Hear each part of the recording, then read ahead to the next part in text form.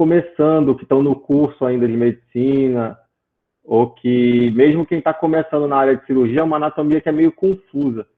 E aí, tentar passar, eu acho que o meu objetivo principal hoje é esse, é fazer vocês entenderem como é construída a região inguinal e por que as hérnias acontecem. Mas aí eu vou me esforçar e no final ficam à vontade para tirar as dúvidas. Conforme eu dei essa aula presencial na UEPA, acho que uns 2 ou 3 anos atrás, é focado mais na região inguinal, porque primeiro que são as hérnias mais comuns dentre todas as hérnias ali da parede abdominal, e as outras hérnias, elas são assim de mais fácil entendimento. Você entendendo o princípio do que é uma hérnia inguinal, você consegue entender ali a questão da hérnia umbilical, da hérnia incisional, da hérnia epigástrica. Mas se tiver dúvidas sobre hérnias que a gente não for falar aqui e eu puder responder, eu respondo no final também.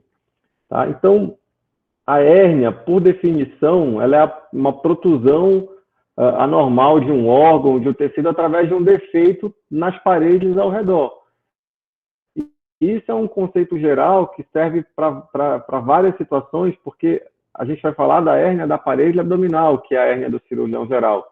Mas existe a hérnia do disco intervertebral, existe a herniação do uncus, né, na neurocirurgia. Então, várias estruturas no corpo humano, quando elas passam através de um orifício em alguma parede que as contém, elas estão herniando.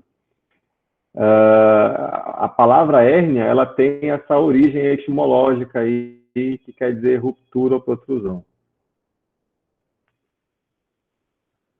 E aí, então é isso. A gente vai falar com mais detalhe aí sobre as hérnias da região inguinal. Hérnia são casos ali que na prática clínica elas podem se apresentar de diversas formas.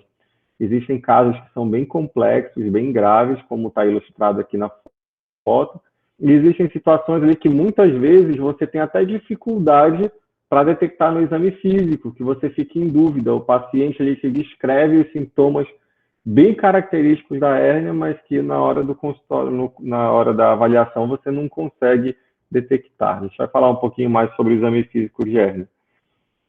E aí, para tentar, né, dar essa ideia ali de como é construída o canal inguinal, a gente precisa entender sobre a parede abdominal. Então, isso aqui é o basicão da parede abdominal. Então, imagina ali a tua parede abdominal anterior, né? A gente tem a pele, debaixo da pele a gente tem o coxim gorduroso ali, o tecido celular subcutâneo, e aí abaixo do tecido celular subcutâneo a gente vai ter as aponeuroses. Isso aqui é clássico, você está rodando no internato, você está curiando lá a cirurgia, está no pé do paciente se esticando para olhar alguma coisa, e sempre você vai ouvir essa pergunta, né? Quais são as camadas da parede abdominal? Então, você tem a pele, o subcutâneo e as aponeuroses. Na parte mais superior do abdômen, você vai ter uma bainha aponeurótica cobrindo o músculo reto abdominal anteriormente, e você vai ter uma bainha cobrindo o músculo reto abdominal posteriormente. É como se fosse um sanduíche. Quando eu passo o mouse, vocês conseguem ver a seta, né? Sim. Sim. Tranquilo. Beleza, então é isso. E essas aponeuroses que fazem esse sanduíche aqui na musculatura reto abdominal, elas fazem parte dos 3 principais músculos que vão formar a parede abdominal. Mais anteriormente, o oblíquo externo, abaixo do oblíquo externo, o oblíquo interno, e o mais posterior de todos, que é o músculo transverso do abdômen. Então, a gente vai ver ali numa outra perspectiva a formação da aponeurose desses músculos, mas é importante entender, então, a princípio, isso aqui. Quando você está ali no teu internato, que você está lá rodando no pronto-socorro, que você vai ver o R1 ou R2 abrindo uma barriga para fazer uma laparotomia de urgência, que ele vai lá no meio do paciente, ele está buscando acertar esse plano aqui, que é a linha alba. Então, quando você abre certinho aqui, você não vê borda muscular na ferida nem para um lado nem para o outro, porque o reto ele fica envelopado. E depois, na hora de fechar o paciente, você vai dar os pontos unindo aqui onde a aponeurose foi seccionada. Elas confluem aqui no que a gente chama de linha alba. Quando a gente passa para a parte mais inferior do abdômen, o que acontece é que essas aponeuroses aqui, elas passam todas anteriormente, e aqui posteriormente você não tem músculo guardando o reto abdominal. Você vai ter só essa linhazinha aqui que chama de fáscia transversalis. E entender o que é a fáscia transversalis é muito importante quando a gente está estudando hérnia. Vamos seguir aqui. Aqui é um outro esquema, né? Para ilustrar a mesma coisa que eu estou falando. Aonde essas aponeuroses deixam o músculo e vão virar a bainha de reto, elas se encontram aqui lateralmente no mesmo lugar. Isso aqui é chamado de linha semilunar. E é um ponto de fragilidade, porque não tem fibra muscular, por onde pode aparecer hérnia também. Como eu estava falando para vocês, eu ia mostrar aqui uma outra figura para a gente entender aqui a questão do oblíquo externo, né? Então, as fibras do oblíquo externo, elas surgem mais ou menos ali da 7ª costela e elas caminham para a inferior e para a medial. E elas vão se implantar ali aqui na parte das fibras na crista ilíaca e parte das fibras vai fazer uma reflexão aqui, que a gente vai ver que isso aqui será o nosso ligamento inguinal, ou ligamento de Pulpar, que é uma das referências anatômicas mais importantes no reparo das hérnias inguinais. Então, o famoso ligamento inguinal nada mais é do que uma reflexão aqui da aponeurose do músculo oblíquo externo. Aqui, quando ele está caminhando aqui para baixo, já aqui mais ou menos na altura da metade da crista ilíaca antero-superior, as fibras elas começam a virar aponeurose. E essa aponeurose ela vai cobrir boa parte ali da parede anterior do abdômen e vai se estender até por cima do reto abdominal, formando a parte mais anterior da bainha do reto abdominal. Então, imagina que o reto está passando aqui atrás, né? Olha aqui, seria o umbigo, e aqui seria a linha alba. Se eu corto esse músculo aqui, se eu rebato ele, o que eu vou ver abaixo? Eu vou ver fibras do oblíquo interno. O oblíquo interno, ele está mais ou menos ali na mesma posição que o oblíquo externo, ele tem uma inserção um pouco mais... até um pouco mais baixa do que o oblíquo externo, mas a sacada dele é que as fibras elas correm numa direção contrária do que a do oblíquo externo. E o oblíquo interno, a gente vai conseguir identificar bem na hora que a gente está abrindo o canal inguinal. Eu vou tentar detalhar essa anatomia ali na frente, e ele forma ali a parte... é como se ele formasse a parte superior ali do canal inguinal. Então, aqui a gente vê que as fibras do oblíquo interno também viram a aponeurose conforme está se aproximando aqui do reto abdominal. E aqui embaixo, essas fibras do oblíquo interno vão ajudar a formar esse anel aqui, por onde vai passar o funículo espermático, ou seja, o anel inguinal profundo ele é formado boa parte por fibras do músculo oblíquo interno. A gente vai falar um pouquinho também sobre os nervos aqui dessa região. E aqui nessa área a gente tem dois nervos importantes, que é o íleo hipogástrico e mais inferiormente o íleo inguinal.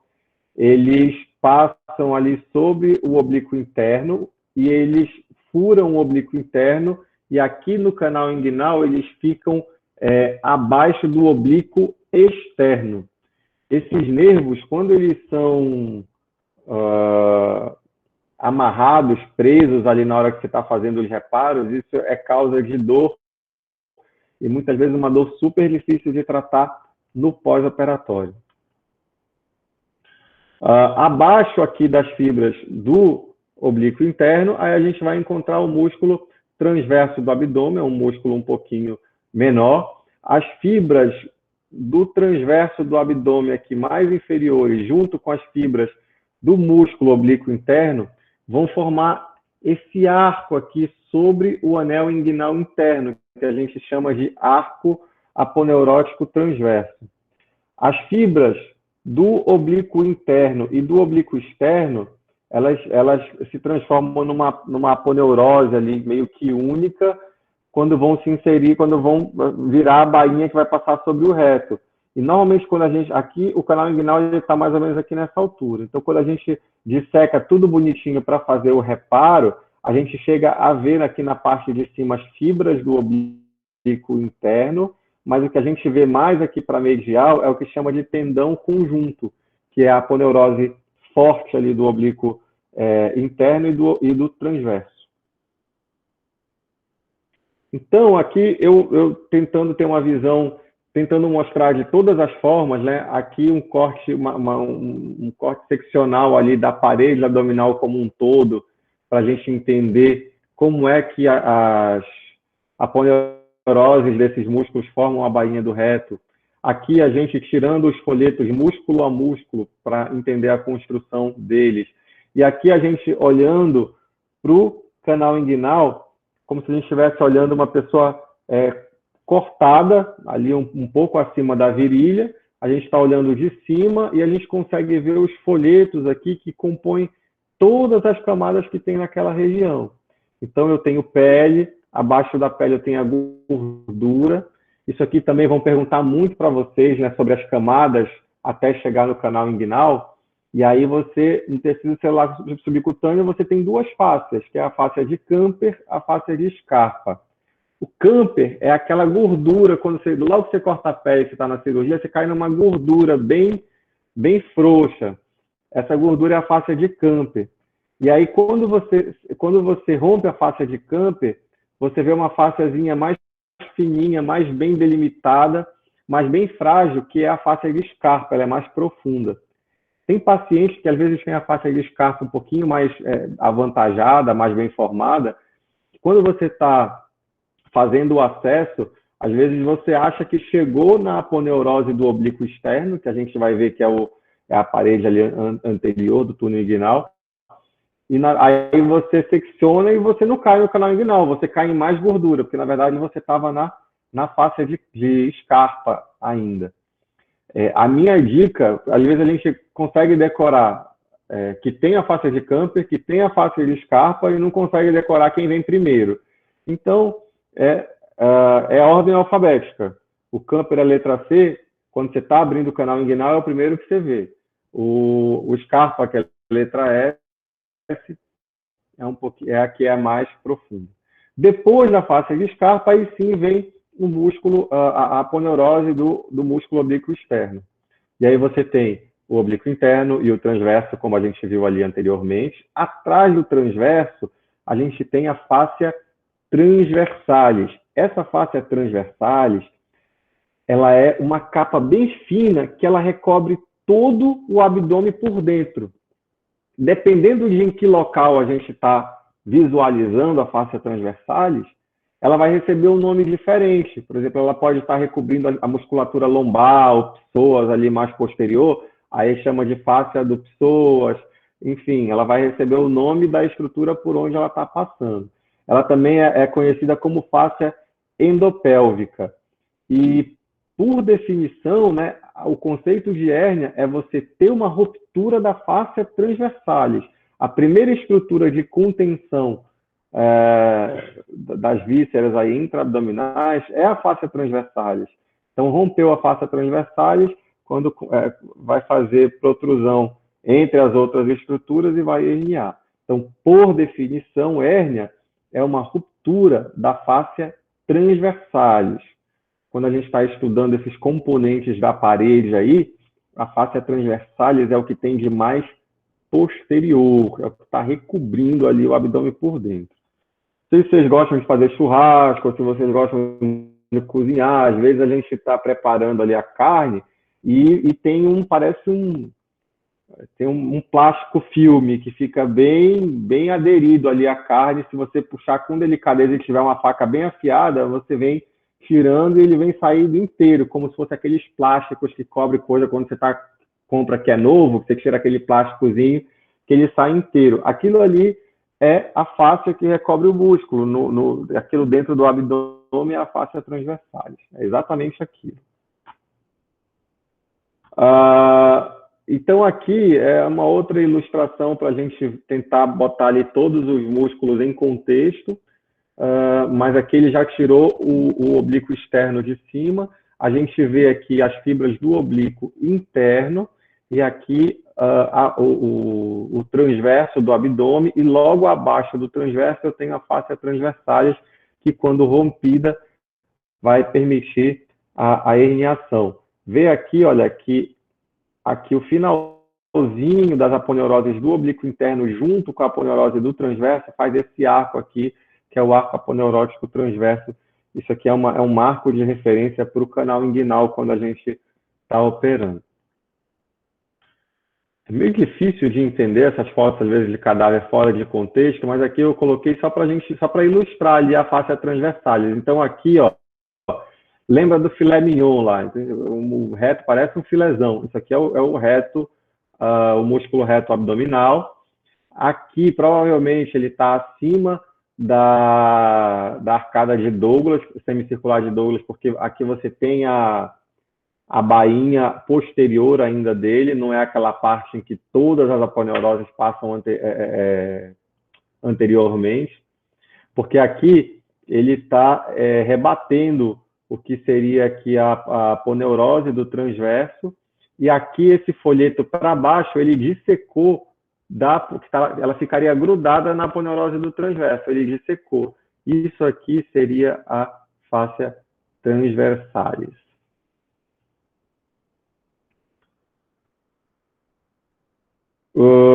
Uma outra coisa importante aqui, que a gente vai ver, aqui nessa ilustração não está tão legal.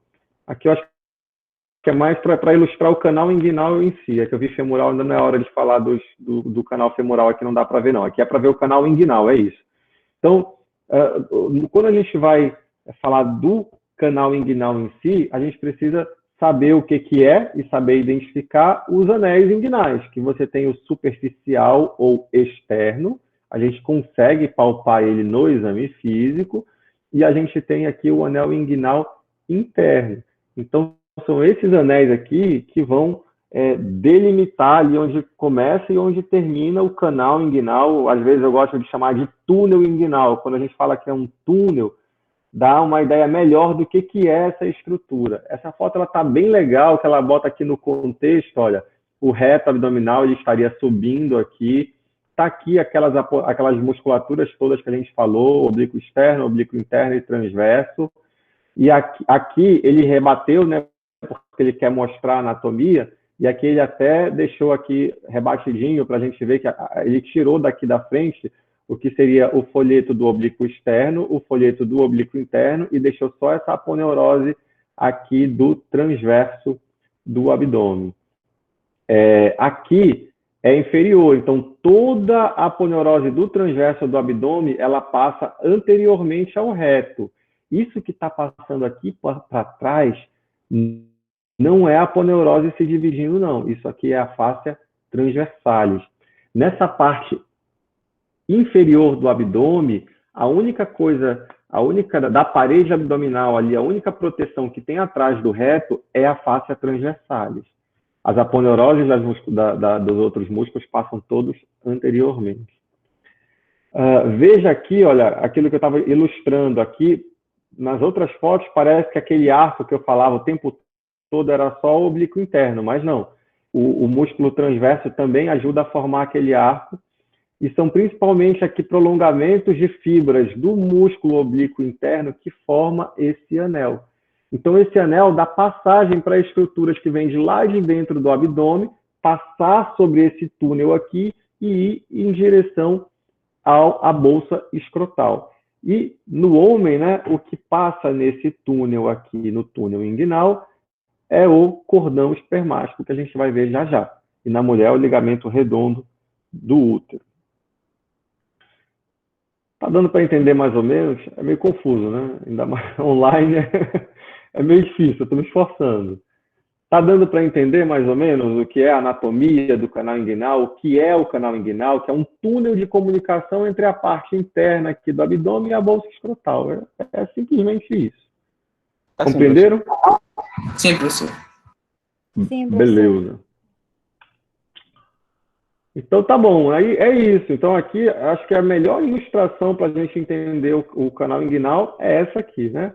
E aqui ele traz aqui, olha, o canal inguinal então ele vem de lateral para medial, ele vem de lado fundo para superficial, tanto é que o anel mais interno é chamado de profundo e o mais externo é chamado de superficial, e vem de cima para baixo, certo? Ele todo, ele mede uns 4 centímetros, então são 4 centímetros, o que são 4 centímetros? É pequenininho, são 4 centímetros problemáticos na vida aí do aspirante a cirurgião. Que demora para a gente entender isso aqui. Mas quando você entende, pô, era isso, não é nada demais. Certo? Aqui ele pinçou aqui o funículo espermático e puxou um pouquinho, mas aqui está bem bonitinho aqui o túnel inguinal e aqui o anel externo, dando passagem aqui para o funículo espermático que está indo em direção à bolsa escrotal. Essa questão ali de delimitar, só um minutinho, o que é parede anterior, posterior, é meio complicado porque depende muito do ponto de vista que você está olhando, né? Imagina uma estrutura cilíndrica tridimensional. Imagina você dentro de um barril, é meio difícil dizer o que é teto, que onde termina o teto, começa a parede lateral de um lado, enfim. Mas, para eu que estou operando, que estou entrando ali, né, de superficial para profundo, ou de cima para baixo, quando eu tiro a fáscia de escarpa, que eu vejo aquele branquinho, que é a aponeurose, aquela primeira aponeurose que eu estou vendo é a aponeurose do músculo oblíquo externo, que a gente vai chamar de parede anterior. Eu gosto de dizer que é o teto. E aí eu vou cair de paraquedas dentro do túnel inguinal. Então o teto, quando eu abro o teto, é como se estivesse abrindo um teto retrátil. Então eu corto essa aponeurose aqui do oblíquo externo bem no meio e eu rebato uma parte para um lado, outra parte para o outro. Quando eu faço isso, pá, eu estou dentro do túnel inguinal. O que vai ser a parede posterior, ou seja, que vai estar lá no fundo, amparando o cordão espermático, que vai ser o assoalho do espaço aonde eu vou trabalhar, é justamente aquelas estruturas ali que eu falei que compõem ali que você tem aqui, que compõe a parede abdominal mais posteriormente, que é a musculatura do transverso e a fáscia transversalis. Aqui vê que as fibras do oblíquo interno ficaram quase todas aqui no anel interno. Então, o que vai ser o assoalho é principalmente o músculo transverso do abdômen e a fáscia transversalis. O músculo oblíquo interno, que vai formar junto com o transverso aquele arco aponeurótico, esse arco aponeurótico é como se fosse ali a parede superior desse túnel, que é mais ou menos o que fica aqui, nessa posição aqui.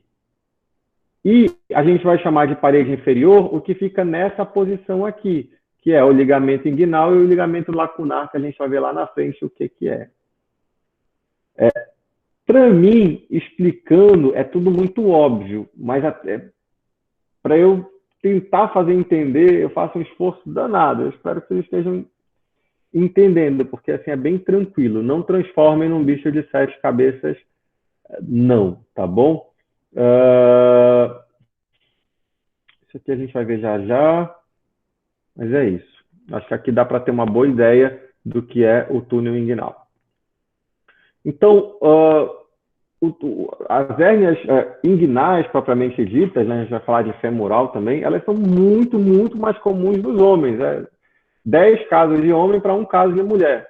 Quando você começa a frequentar serviços de cirurgia geral no hospital público, na sua residência, no internato, no estágio, você vê isso.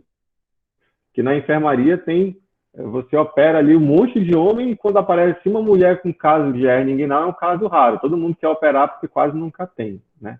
Então é por isso que a gente fala muito aqui nas estruturas masculinas.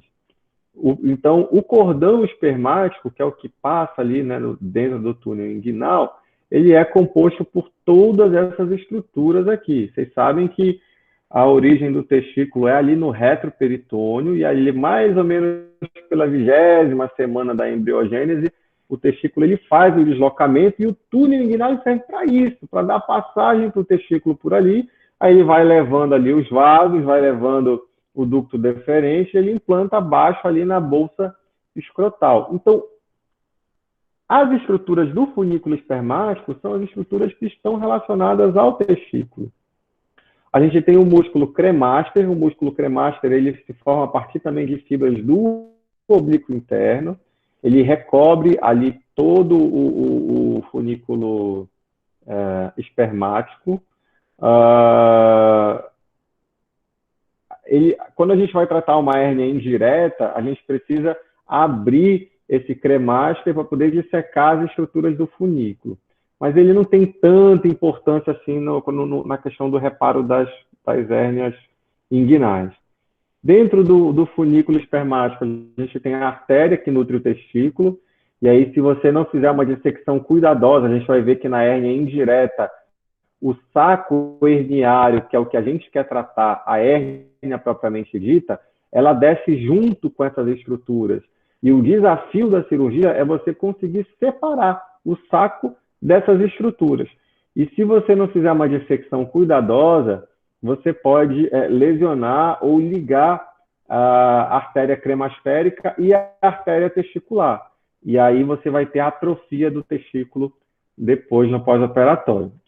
Se começarem a fazer ambulatório de urologia ou de cirurgia geral, vocês vão ver que não é infrequente o paciente que operou hérnia no passado chegar, você vai examinar e ele tem uma atrofia do testículo, porque quando a hérnia foi operada, provavelmente houve lesão lá das artérias principais, que são a cremastérica e a testicular.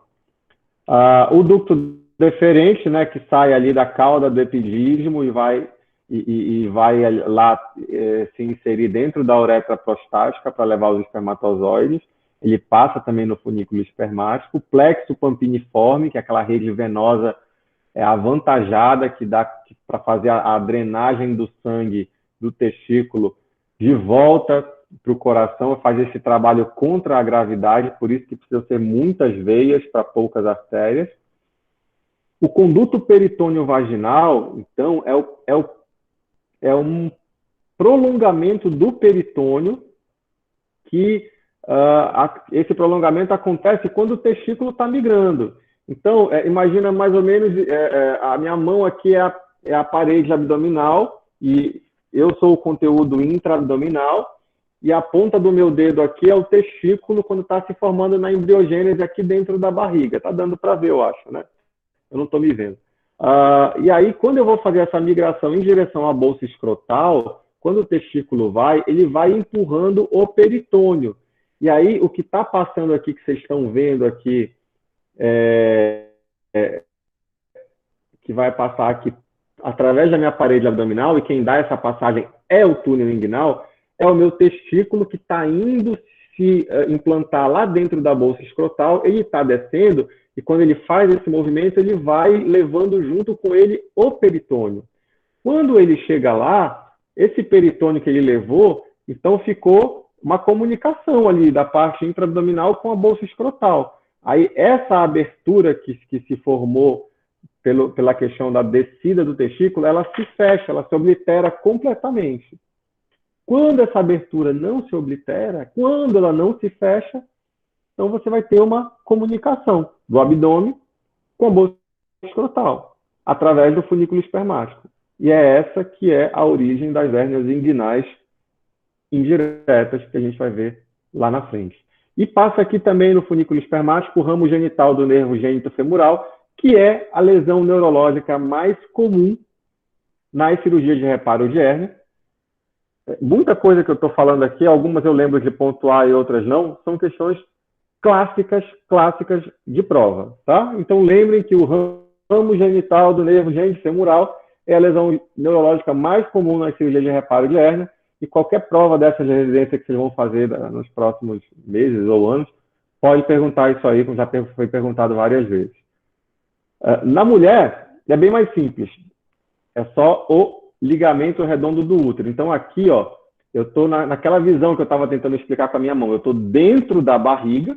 O que eu vejo aqui é a parede, é a parte, na verdade, da pelve ali, do assoalho pélvico, e aqui a parte inguinal.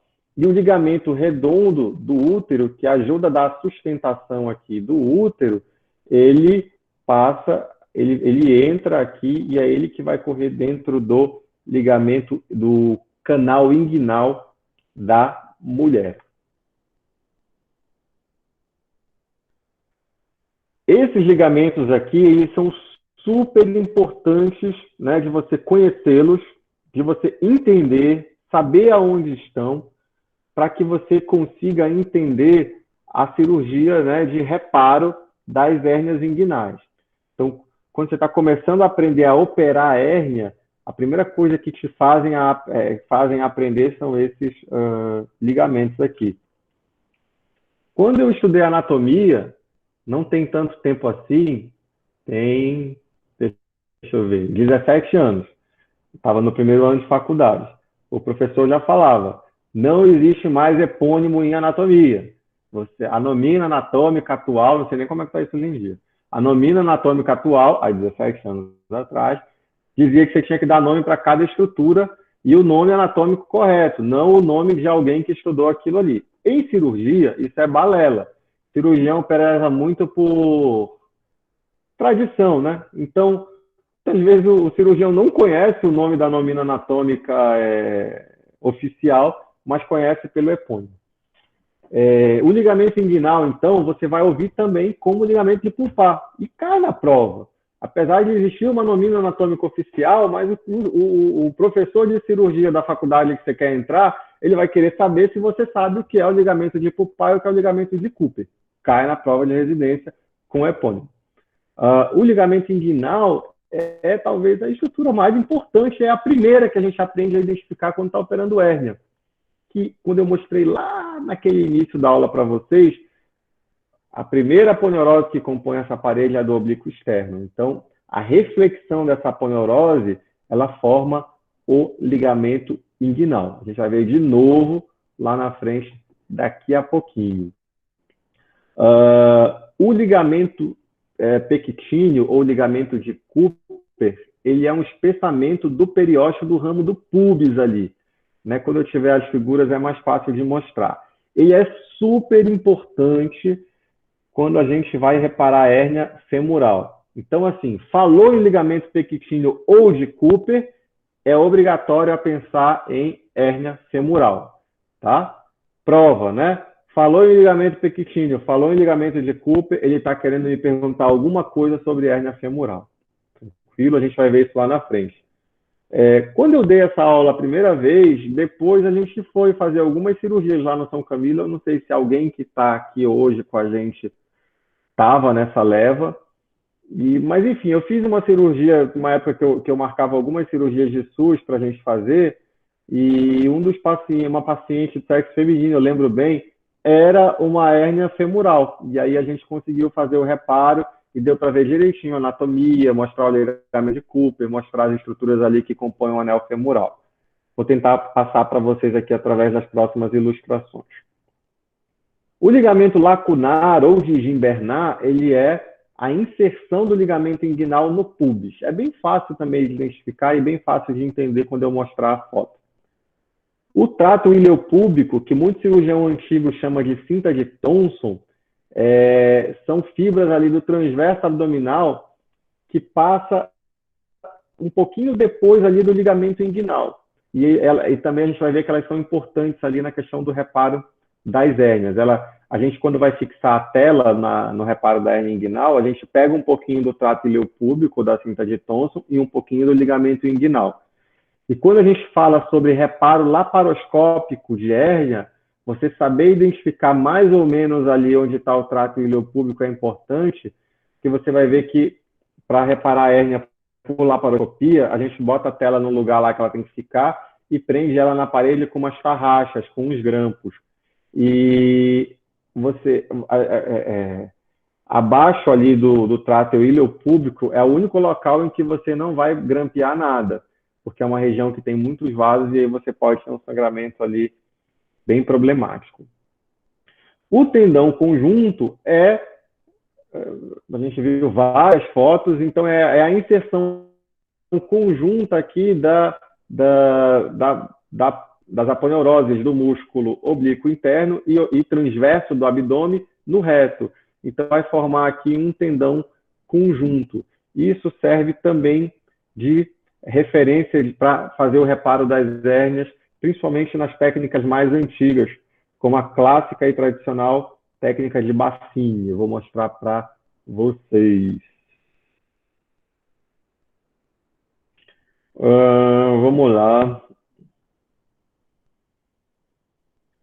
Aqui, eu vou mostrar melhor ali na frente, mas ele tá demonstrando aqui uma área que é uma área bem frágil no assoalho ali do canal inguinal, que a gente vai ver que vai formar o triângulo de Hasselbalch, que é por onde surgem as hérnias diretas. Eu já dei uma pincelada ali sobre a indireta e a gente vai falar dessa área aqui como sendo uma área por onde surgem as hérnias diretas. Mas aqui eu quero tentar mostrar algumas das estruturas que eu ilustrei aqui. Aqui, olha só, eu tenho a aponeurose do oblíquo externo rebatida. Então, vê que ela foi cortada aqui, eu peguei o folheto e rebati para o lado, para eu poder enxergar o que tem embaixo. E o que tem dentro dela, quando eu rebato esse folheto, é justamente o canal inguinal. Aqui ela vai, e ela termina aqui. Ela faz uma reflexão aqui. Essa reflexão é o próprio ligamento inguinal. E o ligamento inguinal, ele termina aqui no tubérculo púbico e ele acaba se espessando aqui junto ao pubis, formando um ligamento meio que triangular, que chama de ligamento lacunar ou ligamento de Gimbernat, tá bom? Deu para entender aqui? Então, olha, ligamento inguinal, a reflexão do transverso, e quando ele está chegando aqui no tubérculo púbico, ele vira o ligamento lacunar ou ligamento de Gimbernat. Aqui eu não vou conseguir mostrar ainda o trato ileopúbico e nem o ligamento de Cooper, mas eu vou mostrar lá na frente. Então aqui, olha só, tentem se localizar tridimensionalmente. Ali a gente está vendo aqui, tem uma pelve. Aqui está a sínfise púbica, né, o tubérculo púbico, e aí o púbis continua para cá, e aqui a gente tem aqui o ilíaco com a crista ilíaca aqui antero-superior. Então o ligamento inguinal vem da crista ilíaca antero-superior até o tubérculo púbico.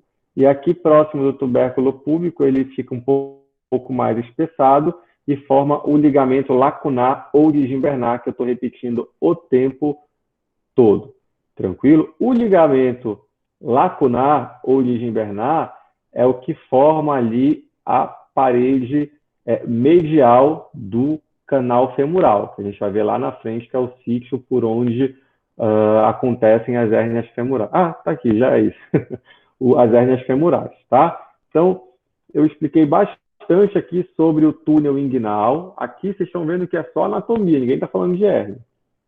E aqui eu estou mostrando o canal femoral, por onde acontecem as hérnias femorais também, que são hérnias super importantes ali da região da virilha, tá legal? Então, aquela parte que a gente estava estudando aqui, essa aqui, ela estaria para cá. Então, eu já estou abaixo do ligamento inguinal, é onde eu vou ter as hérnias, o surgimento da hérnia femoral, aqui pelo canal femoral. Então, a parte medial do canal é o ligamento lacunar, a parte lateral é a veia femoral, a parte aqui mais anterior é o ligamento inguinal, e a parte aqui mais posterior é o ligamento que corre aqui junto ao pubis, que é que eu falei para vocês vão ouvir falar em ligamento de Cooper, vão pensar em hérnia femoral. Então, olha só.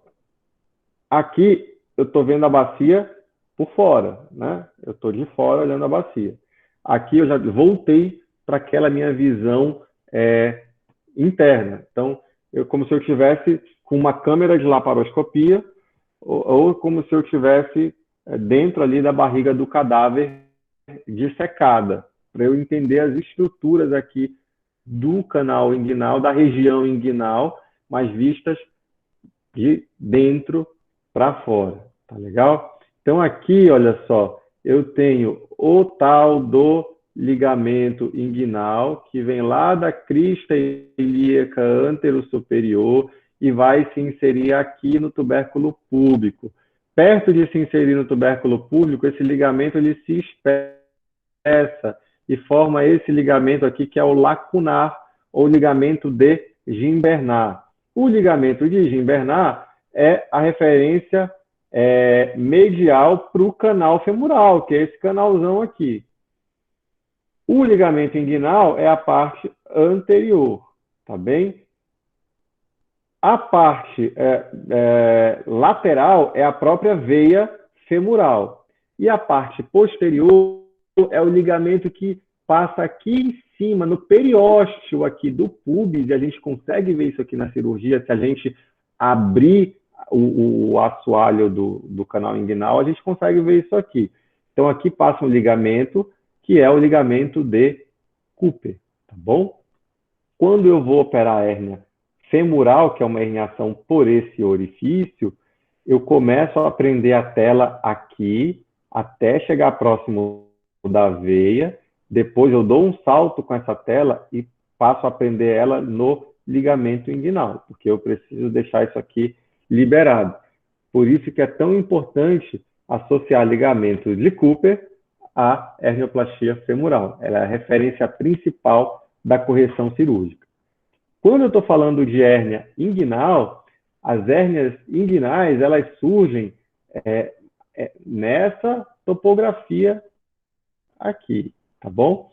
Então, aqui eu tenho o anel inguinal profundo. Essas aqui são aquelas estruturas lá que compõem o funículo espermático, que está vindo de dentro da barriga, entrando no anel profundo, e isso vai sair lá no anel superficial e indo em direção à bolsa escrotal. É o funículo espermático que tem as estruturas que nutrem ali o testículo e que são responsáveis pela função do testículo. Então, dá para entender direitinho aqui.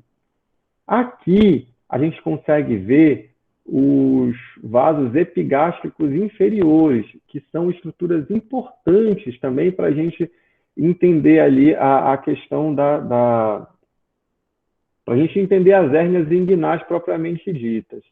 Quando eu tenho uma hérnia indireta, o saco herniário ele vai sair daqui de dentro da barriga e vai passar por esse orifício aqui e em direção lá à bolsa escrotal. E quando eu estou olhando lá pelo outro lado, eu vou estar enxergando isso lateralmente aos vasos epigástricos. A hérnia direta é por uma fraqueza nessa área aqui, então essa área aqui vai acabar rompendo, e aí o conteúdo intraabdominal através do peritônio vai se projetar para o túnel inguinal através dessa falha aqui. E aí você vai ver o saco, né, peritoneal, uma massa ali herniária, que se projeta medialmente aos vasos epigástricos. Dentro dessa área de fragilidade que a gente chama de trígono ou triângulo de Hasselbalch. Esse triângulo, a limitação dele, isso cai na prova, ele é limitado ali medialmente pela borda do reto abdominal, inferiormente pelo ligamento inguinal e superolateralmente pelos vasos epigástricos inferiores. E aqui um slide só para falar dele.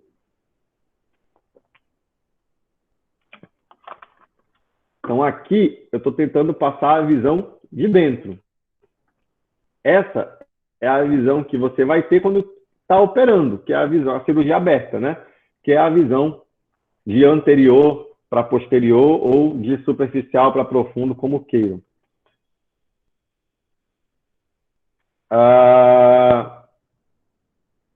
Então, aqui, olha, só recapitulando. Aí eu vou aqui, na perspectiva do cirurgião, quando está fazendo a hérnia aberta, eu vou ter aqui o ligamento inguinal, que ele limita o triângulo de Hasselbeck inferiormente. Eu vou ter a borda aqui do reto, que limita medialmente, e os vasos epigástricos inferiores limita ali superolateralmente, tá bom? Então, quando eu tenho uma hérnia direta, eu vou ver o saco, a projeção do saco através desse espaço aqui. Isso é super importante, saber de cor e salteado, entender os limites, saber o nome das estruturas que compõem os limites. Pergunta de prova, pergunta que o R1 vai fazer para você interno, pergunta que o R2 vai fazer para você R1 e vai deixar você operar a hérnia só quando você acertar. Essa é a região em que a face transversalis é mais frágil, por isso que é um sítio comum de hérnia. Mas de novo toda hora, vamos lá. Aqui é só para ilustrar de novo o triângulo de Hasselbeck, que eu delimitei aqui, colorindo aqui, tá? Ok. Isso aqui também, eu não ouço falar tanto, eu tinha um chefe na residência que gostava muito de hérnia, falava sempre do orifício miopectíneo, que é também chamado de orifício de Frouchot, que na verdade é toda a área ali da região inguinal que tem fragilidade possível, por onde é possível ter hérnia. Isso vai compor ali a área do triângulo de Hasselbeck, vai compor a área do anel inguinal interno e vai compor a área do anel femoral. Eu falei naquela hora da questão da inervação, não vou me ater a detalhes aqui de onde sai, por onde entra, mas, como eu falei para vocês, o nervo ileo-hipogástrico e ileo-inguinal, eles atravessam as fibras do oblíquo interno, e quando eles, aqui na altura da região inguinal, elas estão localizadas bem abaixo da aponeurose do oblíquo externo. Quando você está reparando a hérnia, muitas das vezes você consegue individualizar, consegue ver esses nervinhos. É super importante protegê-los. Quando você não consegue poupá-los para que você consiga dissecar a hérnia e fixar a tela, né, é impossível preservá-los, você até pode ligá-los, é preferível que você ligue, garantindo que na hora de fazer o reparo da hérnia, você não vai dar ponto fixando ele junto à tela ou junto à musculatura. É essa fixação deles, tanto do ileo hipogástrico quanto do ileo inguinal, ou amarrar o ramo genital do gênito femoral, é isso que causa muita dor no pós-operatório. O ileo hipogástrico, ele vai ser responsável pela sensibilidade, principalmente ali em abdômen inferior, na raiz do pênis. O ileo inguinal no abdômen um pouquinho mais baixo, na área da virilha também. E o gênito femoral, ele dá sensibilidade na face interna da coxa e na região da bolsa escrotal. Então, assim, é muito comum. O paciente opera a hérnia, ele volta e ele fala que ele está com uma sensação esquisita na parte de dentro da coxa. Que ele pega, é como se estivesse dormente, é como se estivesse formigando. Então, são sintomas ali de comprometimento do ramo genital, do nervo gênito femoral, que adora cair na prova. Eu vi aqui uma enquete da Liga no Instagram, bem legal a Liga promovendo a aula, né, com perguntas sobre o tema na semana que antecede, muito bacana. E esses conceitos aqui, eles são super importantes para quem está na emergência, que é de hérnia redutível, encarcerada e estrangulada. Então, quando o paciente chega com uma projeção, né, volumosa ali que você identifica como hérnia, você vai tocar ali com a mão e vai tentar empurrar aquele saco de volta para dentro da barriga. Quando ela vai facilmente, ali a gente está lidando com uma hérnia que a gente fala que ela é redutível, ela não está presa, ela não está encarcerada, certo? E em se tratando de hérnia inguinal propriamente dita, a gente chama de manobra de táxi. E aí é importante você ter a ideia da anatomia, porque quando você vai tentar reduzir essa hérnia para dentro da barriga, você sabe mais ou menos em que direção você tem que empurrar, o que, que você espera de onde está ali o buraquinho, que é o orifício, né, o anel herniário. Isso te ajuda a reduzir a hérnia. Então, às vezes, o paciente chega com a hérnia ali exposta e você tenta empurrar e não consegue. Ela tem uma certa resistência. Ela prendeu ali. Então, a gente fala que ela está encarcerada. Ela é irredutível.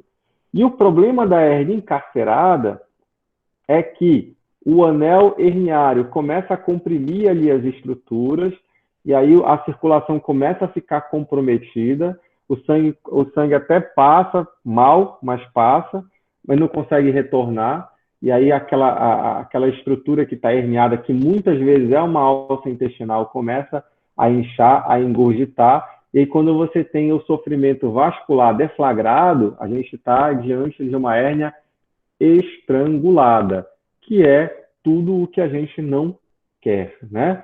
O paciente, quando ele chega com hérnia estrangulada, geralmente ele está ali com aquele quadro de hérnia, é uma massa que já apresenta sinais flogísticos, é uma massa que está vermelha, que está quente, bem endurecida e com muita dor.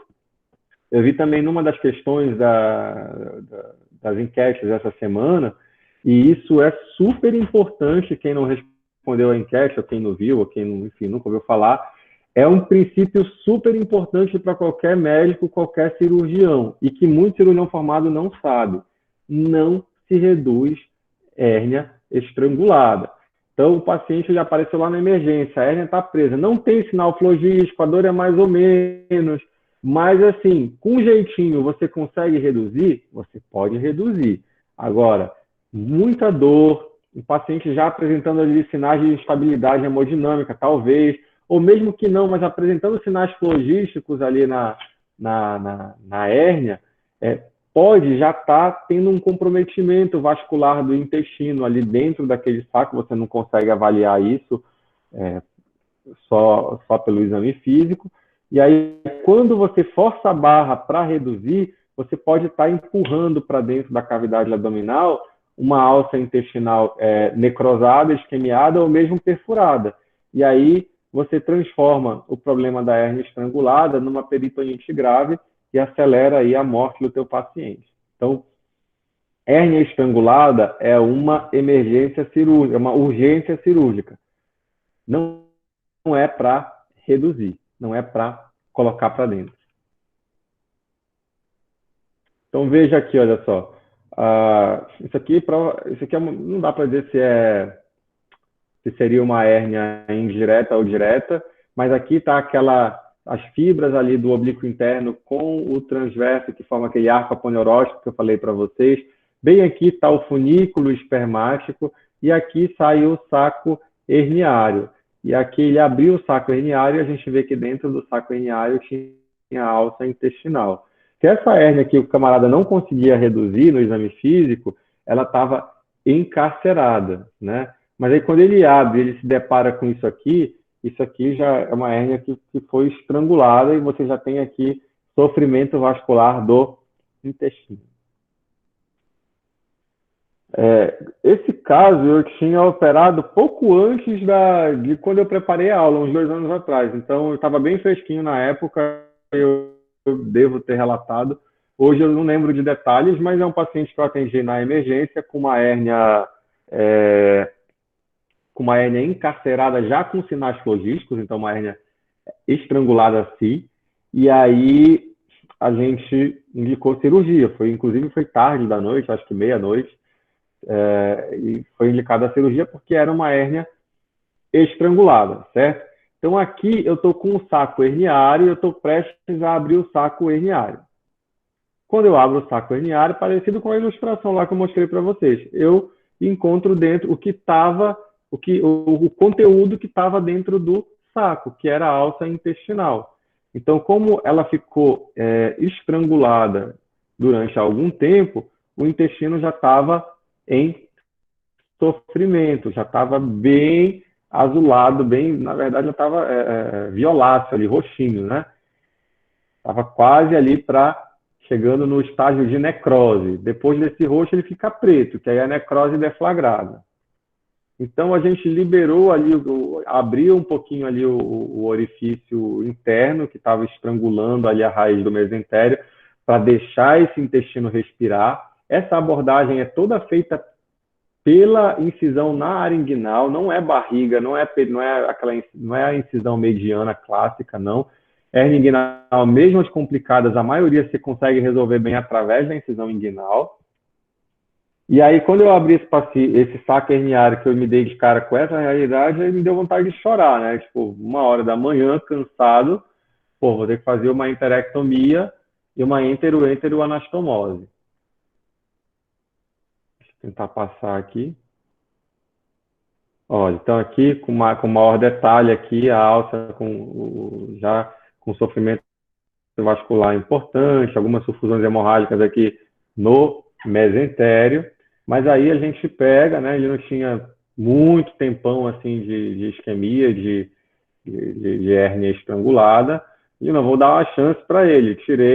Aliviei a pressão, botei o intestino para fora, e aí peguei cuba, um monte de compressa com soro morno e fiz o estímulo ali com soro morno para estimular a vasodilatação. Ficou legal esse vídeo que a gente consegue ver bonitona ali a peristalse do intestino. E aí eu fiquei ali uns 15, 20 minutos esperando, o aspecto da alça melhorou muito, não ficou bem melhor do que isso, não ficou rosinha igual o intestino normal, mas deu para ver que estava mais para evoluir para uma recuperação do que para necrose. Aí resolvi botar de volta para dentro da cavidade. Como não teve perfuração, infecção, tudo mais, a gente fecha e botei a tela, a gente vai falar sobre correção lá na frente. Quando tem infecção, não se pode botar a tela. E acompanhei esse paciente em 5 dias internado e ele evoluiu muito bem, graças a Deus. Mas se tivesse intestino preto, aqui eu ia ter que ressecar a parte inviável do intestino e anastomosar intestino bom com intestino bom. Tem um conceito que tem no livro, né? A gente está falando das hérnias que são externas. Pode acontecer hérnia interna, não é muito comum, mas pode acontecer. Muito comum em pacientes que têm cirurgia prévia, e aí formar aderências, traves ali de aderências dentro da barriga, e o intestino pode dar nó ali e ficar preso entre essas traves de aderência e formar um quadro que você, claro que não vai ver uma massa, porque não é uma hérnia de parede ou através da parede, ela é interna, como o próprio nome já diz, e o quadro que você vai ter é um quadro de obstrução intestinal. Inclusive, a causa mais comum, pergunta de prova, de obstrução de intestino delgado é aderência, né? São as bridas que chamam, de pacientes que têm cirurgia prévia. Então, falando aí das hérnias inguinais, 75% das hérnias da parede abdominal são na região inguinal. Como são as mais complexas e as mais frequentes, como eu falei lá na frente, é por isso que a gente está priorizando elas. 2/3 das hérnias inguinais, elas são indiretas. Então, a hérnia que vem lá junto do funículo espermático, ela é muito mais comum do que a hérnia que vem através do triângulo de Hesselbach. E as hérnias, elas são mais comuns do lado direito, as hérnias inguinais, do que do lado esquerdo.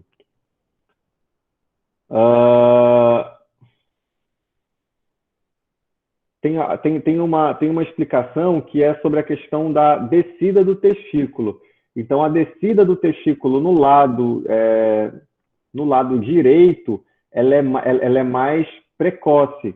E aí, teoricamente, ele demoraria mais ali para fechar o conduto peritônio vaginal, que é o mecanismo de formação dessa hérnia. Eu tentei explicar para vocês ali mais atrás um pouquinho. E, teoricamente, seria por isso que é mais comum ter hérnia inguinal do lado direito. Quando fala de femoral, ela também é mais comum à direita. E a hipótese para a hérnia femoral ser mais comum à direita, porque, teoricamente, no lado esquerdo, o sigmoide ele faz um tamponamento ali protegendo. Então, como eu havia falado antes, 10 homens para uma mulher, né? 25% dos homens e 2% das mulheres vai ter alguma hérnia ao longo da vida. A hérnia inguinal indireta, a gente já vem falando, quando vem falando da anatomia, mas ela é uma hérnia que vem ali, ela se projeta através do anel inguinal profundo, passa lateralmente aos vasos epigástricos. Depois eu posso deixar a aula para vocês compararem aqui a teoria com as fotos, mas tem em qualquer livro de cirurgia e anatomia. E é aquela que está fora do triângulo de Hesselbeck. E a origem dela são as alterações ali relacionadas ao não fechamento do conduto peritônio vaginal. Então, lembra que eu expliquei para vocês que eu estou ali dentro da barriga, eu estou sendo formado, eu sou o testículo, eu me formei ali, e agora eu preciso ir para o meu lugar, né, onde eu vou passar o resto da minha vida. Então, quando eu vou, eu saio empurrando o peritônio, me alojo lá, e aí depois, a parte que ficou aberta, que serviu para me levar para lá, ela oblitera, ela fecha. Mas quando ela não oblitera, que deixa uma comunicação, essa comunicação permite que as estruturas aqui de dentro da barriga passem em direção à região inguinal. E é isso que vai dar a hérnia indireta. Quando essa patência ela é bem fininha, acaba que o que passa aqui é somente o líquido intraperitoneal. Isso vai dar a hidrocele comunicante. A hidrocele comunicante é aquele caso de inchaço ali da bolsa escrotal, em que, às vezes, o pai traz a criança, ele fala para você, olha, às vezes, quando ele está brincando, incha, e de vez em quando ele murcha. Então, aquele líquido se deposita ali, de vez em quando ele volta para dentro da barriga, e aquela hidrocele ela se desfaz. Isso aqui tende a fechar, quando é com uma criança pequena, às vezes, mais tardiamente, acaba fechando e não precisa fazer nada. Mas muitas vezes você precisa operar a hidrocele do molequinho. Opa! Aqui, olha só, eu não tenho uma patência total, eu tenho uma patência de parte do conduto peritônio vaginal. Você tem a hérnia inguinal mais simples. Quando você tem uma patência total, é quando você tem aquelas hérnias inguino-escrotais bem volumosas. Às vezes ele pode obliterar aqui, mesmo assim acumular líquido aqui, você tem a hidrocele não comunicante, e às vezes ele oblitera uma parte, fica patente no meio e oblitera na outra, quando você tem os cistos de cordão espermático. Então, só entendendo essa migração do testículo, levando o conduto peritônio vaginal, e que depois que essa migração acontece, esse conduto tem que fechar, e os defeitos de fechamento que podem acontecer, você consegue entender o mecanismo ali, a patologia de várias doenças cirúrgicas. Esse aqui é um caso meu também, é uma hérnia inguino-escrotal volumosa, e aí depois que a gente fez toda a dissecção, o que eu tenho aqui reparado aqui nesse penrose são as estruturas que compõem o funículo espermático para um lado, e para o outro eu tenho o saco herniário imenso, volumoso, que estava junto aqui desse funículo. Então, o desafio na cirurgia é você separar para um lado o saco herniário e deixar para o outro as estruturas do funículo espermático íntegras, tá? Então, olha aqui meu paciente. Isso aqui está vindo de dentro da barriga dele. Aqui, assim, está o anel inguinal profundo. Então, eu tenho que dissecar isso aqui no túnel inguinal. Aí, quando eu chego nesse estágio, eu abro esse saco para eu olhar por dentro. Eu me certifico de que não tem nada que não tem nada se apresentando aqui. Se tiver, eu empurro de volta para dentro da barriga. Aí eu ligo isso aqui bem pertinho do ligamento interno e jogo ele para dentro de volta.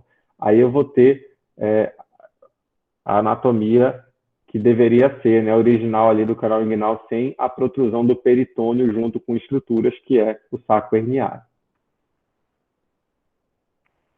Na hérnia inguinal direta, você vai ter um saco que se projeta anteriormente ali. Então, quando você faz a manobra de táxi, de Landívar, né, que é você botar o dedo aqui em cima do anel inguinal externo e pedir para o paciente tossir ou fazer valsalva, e aí você sente aquela massa vindo de baixo para cima, esse paciente provavelmente tem uma hérnia direta. Você consegue definir bem que é de baixo para cima e que não vem ali, na verdade, de profundo para superficial. Essa hérnia, ela passa medial ali aos vasos epigástricos inferiores. Você lembrar daquelas ilustrações que eu mostrei ali ainda agora, mais ou menos aqui está a borda do reto, aqui vai estar o ligamento inguinal e os vasos epigástricos inferiores, eles passam aqui. A hérnia direta é uma fragilidade no trígono de Hesselbeck, ela surge aqui. Então, a hérnia direta, medial aos vasos epigástricos inferiores. O anel profundo estaria mais ou menos aqui. Então, a hérnia indireta, que vem lá pelo anel profundo, lateral aos vasos epigástricos inferiores. E o que muita gente pergunta, né? A primeira coisa que pergunta, vem na consulta, mas doutor, do que é isso? Por que dá isso? Qual é a origem disso? A hérnia, a gente viu que é indireta, na maioria das vezes são defeitos congênitos, e na hérnia direta, né, são alterações adquiridas que levam ao enfraquecimento da musculatura da parede abdominal. E aí, como a área mais frágil ali é o triângulo de Hesselbeck, acaba herniando por lá. Então, condições que podem levar a esse enfraquecimento, tabagismo, desnutrição, doenças crônicas, idade avançada e pacientes que se submetem a atividade física muito intensa podem também ter fragilidade ali nessa área, ou então eles têm faz pressão ali, a pressão intraabdominal ali é muito grande o tempo todo, acaba fragilizando aquela área e acaba sendo risco ali para ter hérnia. Eita, já está tarde. E aí eu estou falando para vocês que a hérnia do canal inguinal ou ela é interna, ou ela é indireta, ou ela é direta. Mas quando ela é indireta e ela é muito grandona, aí ela destrói o anel interno e ela acaba se projetando também lá pelo trígono de Hesselbeck. Aí a gente fala que é uma hérnia mista, ou hérnia em pantalona.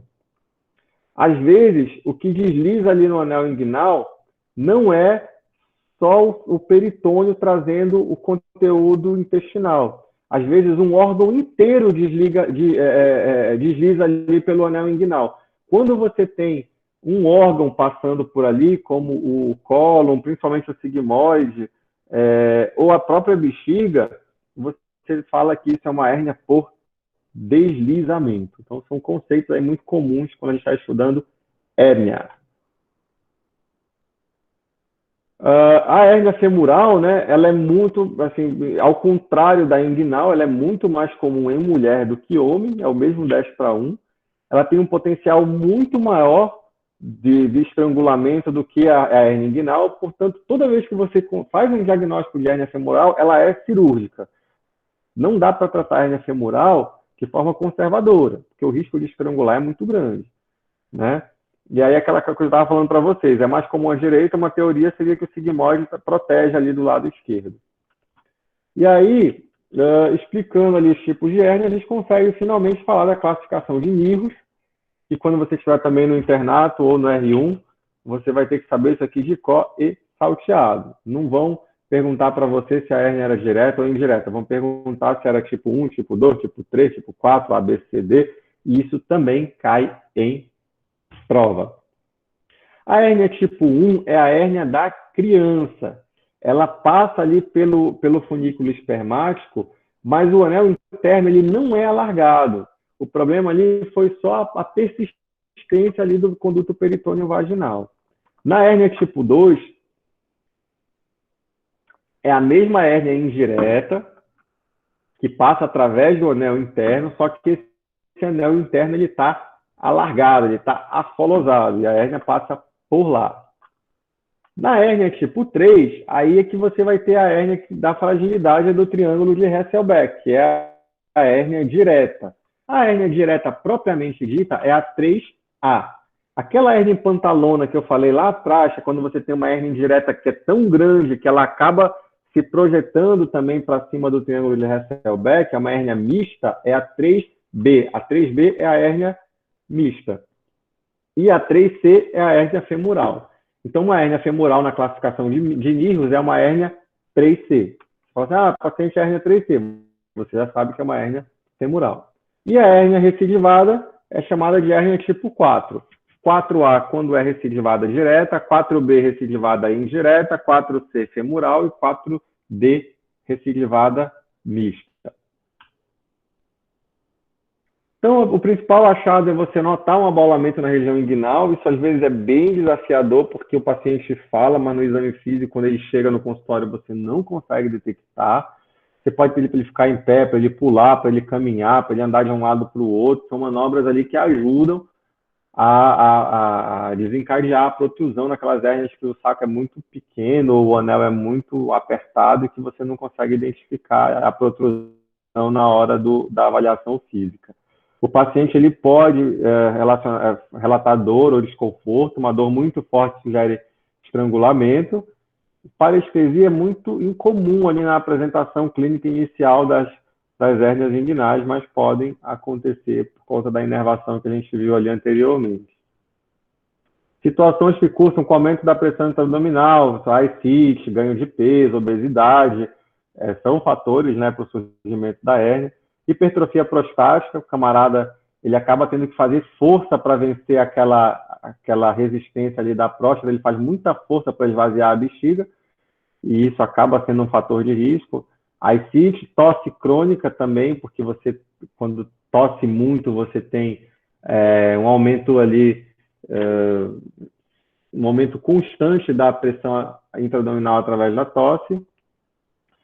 O mesmo princípio, constipação crônica, você fica fazendo esforço o tempo todo para evacuar, e tumorações abdominais ali que aumentem a pressão intra-abdominal de dentro para fora, pode ser fator de desencadeamento do surgimento das hérnias. Aí tem que fazer o diagnóstico diferencial. Isso parece bobo, mas na prática às vezes é bem difícil. Criança com uma hérnia às vezes estrangulada, é muito difícil de você diferenciar de uma linfadenite ali, às vezes linfonodos que estão aumentados e infectados, fazer um quadro muito parecido com hérnia encarcerada. Uma é cirúrgica e a outra não, você pode nem pensar em cortar. Então às vezes é bem desafiador fazer esse diagnóstico diferencial, tá?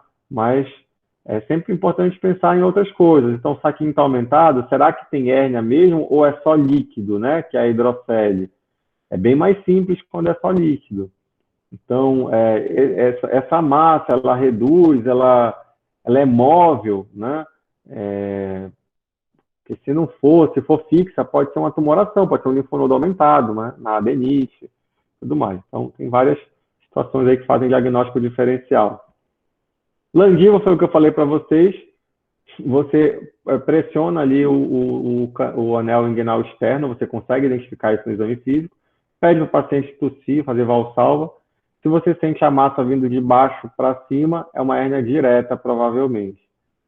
Se você sente a massa se projetando ali para a tua polpa digital, provavelmente é uma hérnia que vem daqui para cá, é indireta. Táxi é como a gente chama a manobra para reduzir a hérnia. Você vai apertar ali a massa, tentando devolvê-la para dentro da barriga através do orifício dela. Normalmente, né, nós cirurgiões tendemos a indicar cirurgia quando se fala em hérnia. Pacientes ali já mais idosos, com hérnias assintomáticas, muito pequenas, a gente pode optar pelo tratamento conservador. Na Europa, é muito comum indicar em funda. Aqui em Santarém, eu já vi alguns pacientes virem com funda no consultório, mas isso é incomum. Poucas vezes eu vi isso. Eu não sei nem onde indicar para comprar, mas normalmente vende em farmácia, nessas farmácias maiores. Então, quando o paciente tem uma hérnia que está incomodando, mas você avalia que o risco não é muito grande, ele tem um risco cirúrgico elevado, é muito idoso, você pode indicar uma funda para ele, para não ter que operar. Hérnia muito volumosa, que começa a doer, é uma hérnia que provavelmente vai dar trabalho, que vai encarcerar, vai estrangular. Então, aí você precisa indicar o tratamento cirúrgico. Gente, é muita informação, eu sei que está tarde e fica muito cansativo, mas eu vou passar aqui rapidinho as técnicas cirúrgicas. E se quiserem, depois a gente marca um outro encontro para conversar sobre elas mais detalhadamente. O principal numa aula de cirurgia é para ser técnica cirúrgica, mas não tem como falar de hérnia inguinal sem esmiuçar essa questão anatômica. Se você não entender a anatomia, você não entende nada. Então, o que é comum para qualquer tipo de técnica que você vai utilizar no reparo da hérnia, então, esses passos aqui eles são comuns. Então, você fazer a incisão da pele. Eu gosto da incisão transversa, mas tem gente que faz uma incisão oblíqua ali, mais ou menos paralelo ao ligamento inguinal. Todas estão certas, tá? E aí, você incisou a pele, você vai cair na faixa de Camper, você vai afastar a faixa de Camper, aí tem a faixa de Scarpa, tudo isso é gordura, você vai seccionar a faixa de Scarpa e você consegue ver bonitinha, branquinha, brilhante a aponeurose do oblíquo externo. Você vai fazer uma secção da face do oblíquo externo na direção das fibras, e aí, quando você faz a secção da face do oblíquo externo, é aquilo que eu falei, você abre ali o teto e pá, caiu dentro do túnel. Então, você já vai ver o cordão espermático.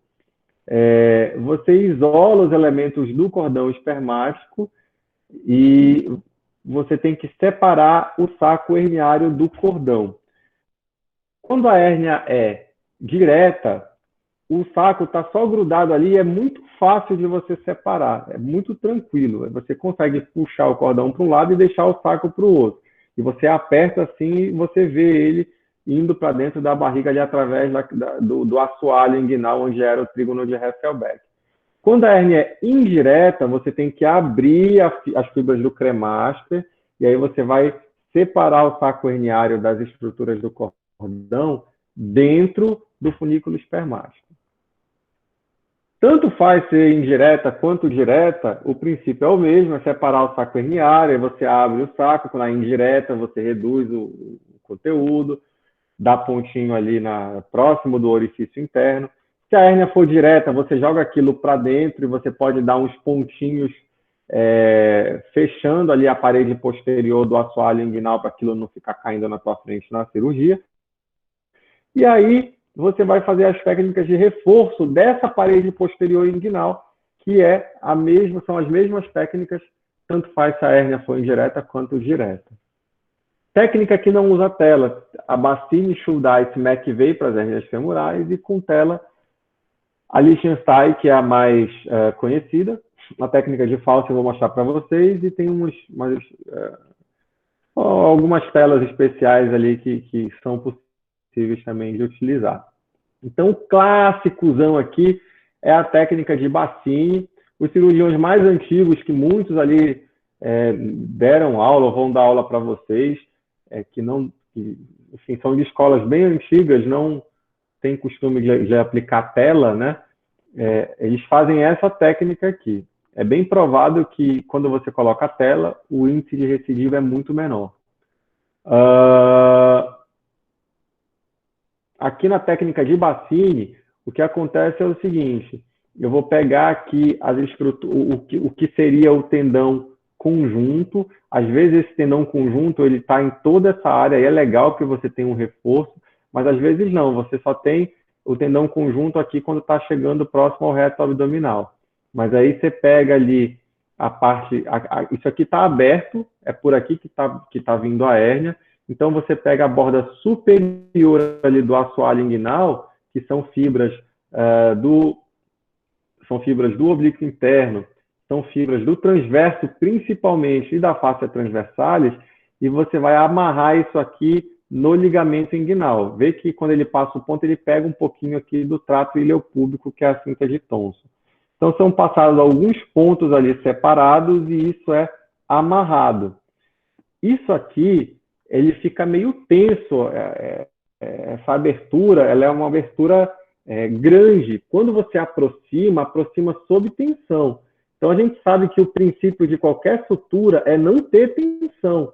Se as bordas estão aproximadas sob uma tensão, sob uma força que puxa uma borda para um lado e uma outra borda para o outro, existe uma tendência de que você tenha uma falha dessa tua sutura. Então, essas forças que estão tensionando para cá e para cá podem fazer com que ela se arrebente. E é por isso que dá muita recidiva na técnica de Bassini. A técnica de Liechtenstein, ele pega essas diversas estruturas que compõem o canal inguinal e vai fazendo jaquetão uma sobre a outra. Então, como ele faz separado e ele faz sanduíche de várias estruturas, você tem um reforço ali mais firme. É uma técnica super difícil de fazer, mas tem um índice de recidiva tão baixo quanto a recidiva de quem bota tela. É muito popularizada no Canadá. No Canadá, eles fazem muito Schuldeis, que ela surgiu num hospital Schuldeis lá no Canadá.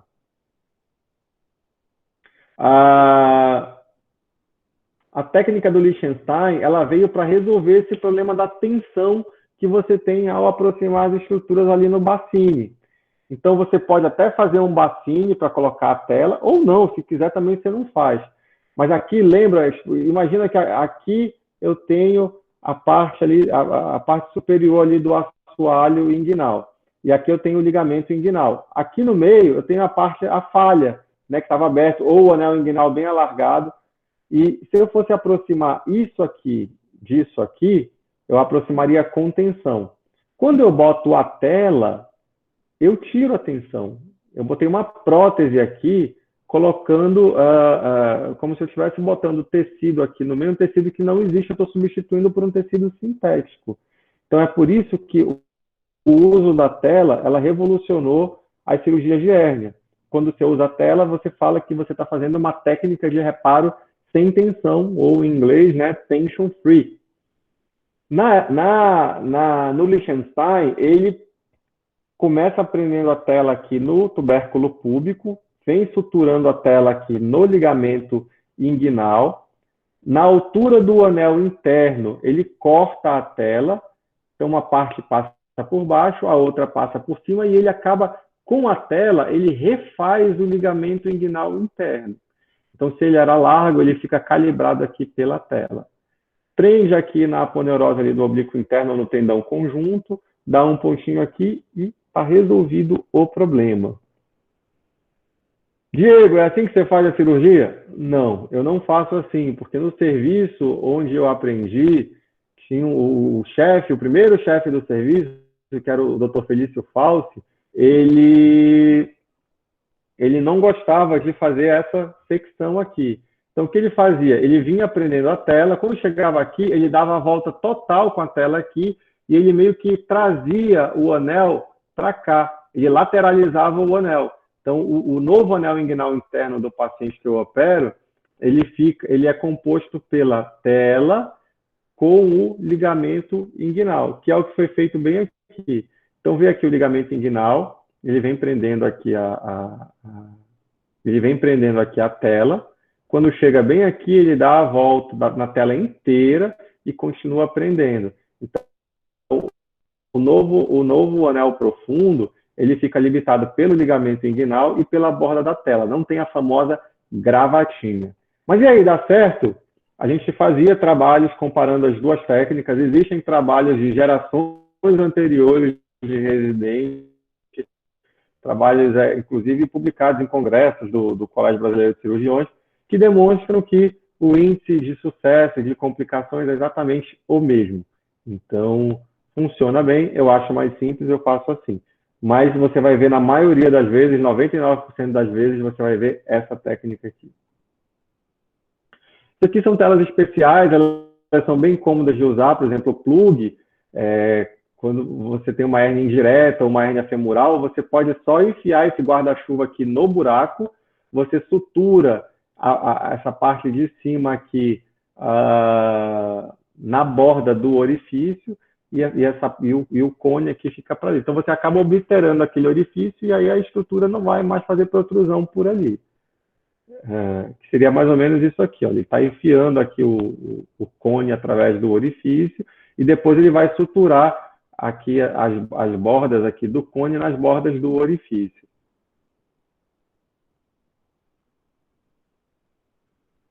O McVeigh, que eu falei, é o McVeigh. Então, assim, ouviu falar em Cooper, ligamento de Cooper e cirurgia de McVeigh, está falando de hérnia femoral. Quando a gente vai operar a hérnia inguinal, o reparo para fixar a tela é aqui, é o ligamento inguinal. Na hérnia de femoral, a herniação está acontecendo por aqui. Se eu prender a tela aqui, eu não vou estar protegendo aqui o canal femoral por onde aconteceu a herniação. Então, eu tenho que prender a tela a partir do pubis aqui no ligamento de Cooper. eu venho prendendo e venho palpando aqui as estruturas vasculares do canal femoral. Chegou pertinho aqui da veia, aí eu passo a tela por cima e continuo prendendo ela no ligamento inguinal.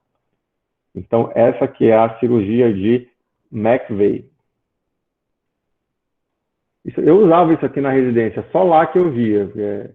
O hospital investia muito em técnicas diferenciadas e novidades para reparo de hérnia. É uma tela em que ela parece um sanduíche. Você tem uma parte interna que fica você bota através do orifício, ela arma lá dentro, ela fica armada aqui. Aqui lembra que essa visão é de dentro para fora. Aquela parte redonda fica armada aqui. Tem um plug que fica aqui no meio do canal e ainda tem essa parte aqui que fica para fora, igual na técnica de Liechtenstein. E aí você consegue, com esse tipo de tela aqui, você consegue cobrir todos os orifícios de Frouchot ali que eu mostrei inicialmente. Você consegue resolver o orifício femoral, o de Hasselbeck e o inguinal interno. Raramente você vai precisar desse tipo de tela.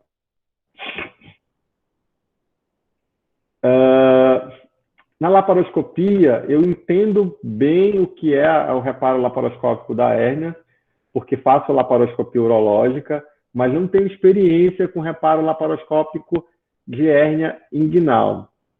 Mas o princípio é mais ou menos o mesmo, né, do reforço ali do assoalho inguinal, só que você vai fazer esse reforço de dentro para fora. Essa técnica ela pode ser feita por uma abordagem totalmente extraperitoneal, em que você cria um espaço entre a aponeurose e o peritônio, ou você pode cortar o peritônio, entrar por dentro da barriga e fazer uma abordagem transperitoneal. Isso aqui é uma abordagem que seria transperitoneal. Então, aqui tu tem todo o peritônio recobrindo a região inguinal, né, pela parte de dentro. Para começar a operar aqui, você tem que abrir uma janela nesse peritônio. Você secciona esse peritônio, puxa ele para baixo para você conseguir enxergar as estruturas ali de reparo das hérnias femorais. Uma coisinha que pode cair em prova nas hérnias, no reparo laparoscópico de hérnia inguinal, perdão, é o triângulo da dor e o triângulo do medo. O triângulo do medo é uma área ali em que você tem que evitar porque tem os vasos ilíacos, né, que vão dar origem depois aos vasos femorais. E se você lesionar, você tem um sangramento importante. E o triângulo do medo, ele fica ali abaixo do trato ileo-púbico, lateralmente aos vasos epigástricos, que é uma área em que passam muitos nervos. Se você prender isso aqui, você pode causar uma dor terrível. Aqui também é detalhe da corona mortis, que 75% dos pacientes têm essa artéria. Ela é uma artéria aqui que ela faz uma comunicação da artéria obturatória com ramos ali da artéria ilíaca. Então, ela é essa artéria que cruza aqui. Na cirurgia laparoscópica, se você não tiver cuidado, você pode acabar lesionando. Isso aqui é uma imagem do que seria um reparo laparoscópico, como se eu estivesse vendo o canal inguinal de dentro para fora. Está aqui o ramo, a borda do pubis, onde vai ter o ligamento de Cooper. O trato ileopúbico, que está abaixo do ligamento inguinal. O ligamento inguinal já estaria logo aqui, mais ou menos. E aí a tela ela é fixada nesse espaço aqui, você vai prendendo ela. Então, depois aqui dos vasos ilíacos, abaixo do ileopúbico, ou seja, nessa parte aqui, você não pode botar grampo, porque nessa parte aqui você pode pegar o triângulo do medo, que é aqui, ou o triângulo da dor, que é aqui, e ter complicações de sangramento ou de dor intensa no pós-operatório. Para encerrar as hérnias especiais, essa hérnia é super interessante, eu já peguei várias vezes, que é a hérnia de Richter. Na hérnia de Richter, porque assim, o que você espera de um paciente com uma hérnia encarcerada ou estrangulada? Um quadro de obstrução intestinal, paciente distendido e tudo mais. Estendido, vomitando e tudo mais. Na hérnia de Richter, você tem um pinçamento só da borda do intestino. Então, esse paciente ele não vai apresentar um quadro de obstrução. E aí você pode, não é hérnia, não está obstruído. Mas essa hérnia é perigosíssima, porque essa hérnia aqui de Richter, que pinça só a borda do intestino, ela não obstrui, ela faz pior, ela perfura. E aí você tem aquela peritonite deflagrada com os extravasamentos de conteúdo fecal para dentro do peritônio.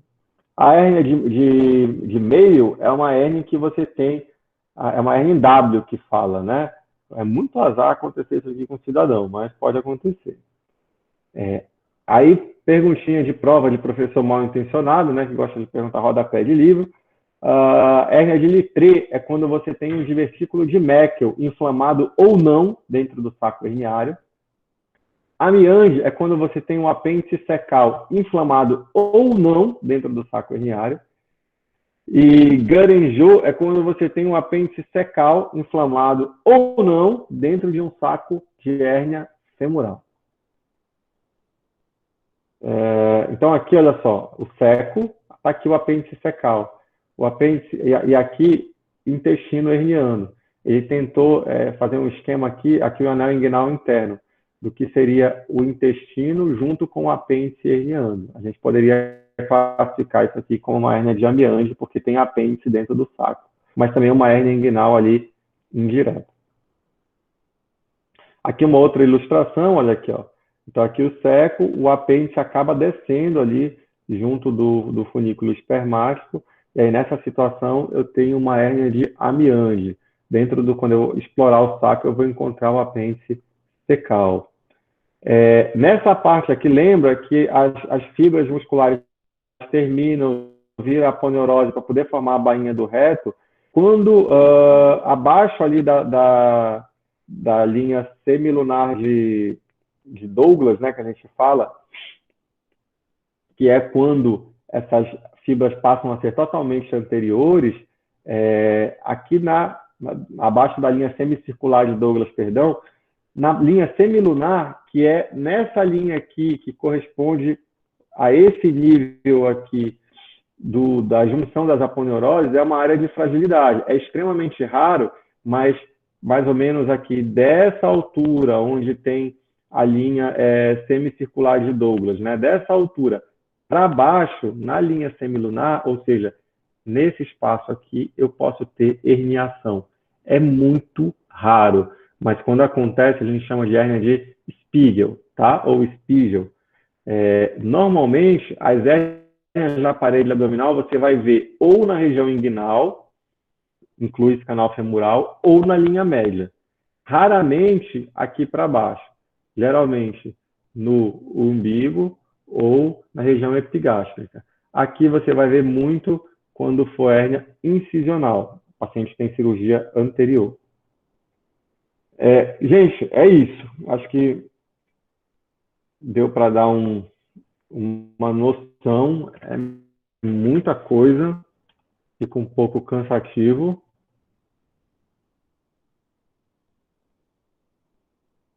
Alô? Eu queria saber se alguém tem alguma pergunta para fazer. Cara, tu não tem noção do meu desespero agora.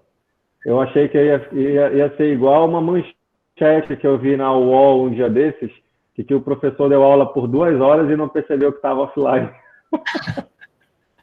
Não, foi muito bom. Né? Porra. Mas é isso, gente. Alguma dúvida? Acho que, por enquanto, não. Para quem puder, eu queria só que ligasse a câmera para a gente bater um print com todo mundo, aí a gente posta lá na Liga e marca. Vamos lá, para quem puder, rapidão. Que eu não possuo dúvidas, estava dormindo. Vocês são demais.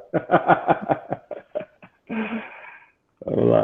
Gente, eu opero hérnia de vez em quando, então quando a gente pode organizar. Naquela época, lá no Sagrado, eu tenho facilidade assim para... eu não estou tendo muito tempo, mas a gente arruma. Um dia que vocês quiserem operar, a gente marca uns 3 ou 4 pacientes de SUS, que aí dá para vocês entrarem, verem as estruturas e até fazer alguma coisinha. Tranquilo. Professor, você tem como finalizar a sua apresentação só para a gente enquadrar todo mundo na tela? Vou tentar aqui, peraí. Consegui? Ou não? Interromper o compartilhamento. Foi? Agora foi. Beleza.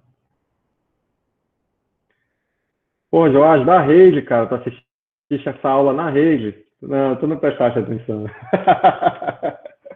Dormiste, com certeza. Nada, professor, estava prestando. Muito bem.